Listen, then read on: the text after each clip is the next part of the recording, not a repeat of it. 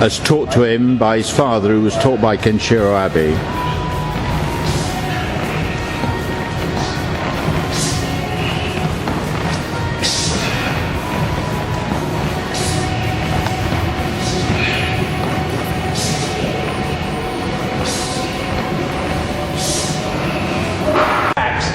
Come in, and somebody comically once said it's like a Yogi Bear attack. You're coming in like this, just coming in like this, nice and open. Obviously with the MMA, everything's got to be reduced. I've got an opponent striking back, not just waiting for me to attack. So if Nick comes in with a hook, as I rimmy in, I come through and enter tight with my elbow, I can go for a takedown, got lots of options for Aikido.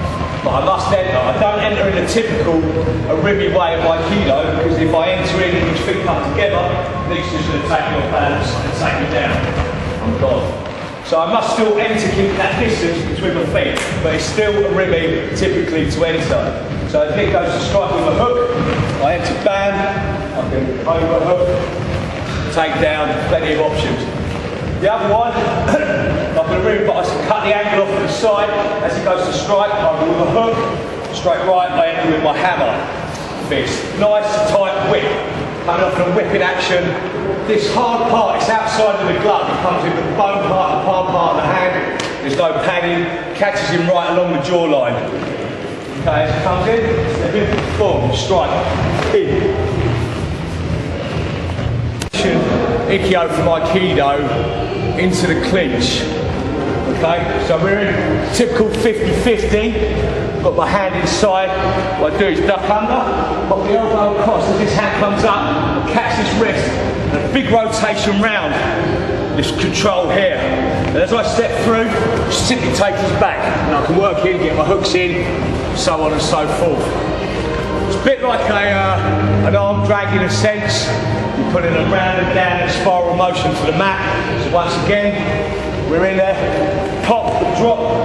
I'm here now, strong in the hips, push up and over, secure this arm, down and round, step round, here, seat belt, rear naked choke. Again, plenty of options. Okay, the next technique is Sankyo. Obviously with a typical Aikido, you normally do it stood in front of each other, Nick catches, bring over into the Sankyo. But to make it adaptable in MMA, I found there's ways you can do reversal on the floor, there's other positions you can do from, but one of the typical techniques that is game over for people is when they get caught in a rear naked choke. It is a wrist lock that you can get, but you've first got to break the rear naked choke. If Nick gets me, we'll just do a standing. It could be sitting, laying down, either.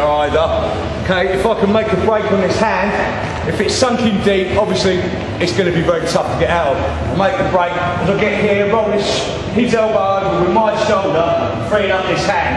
And then as I step through tight here, I've opened up on this entire side to come through with a knee.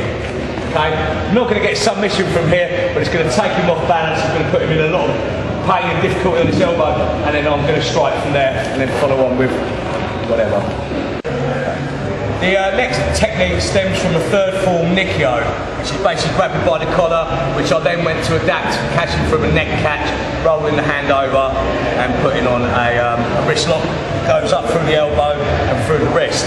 The way I incorporate it in MMA, there's several different ways.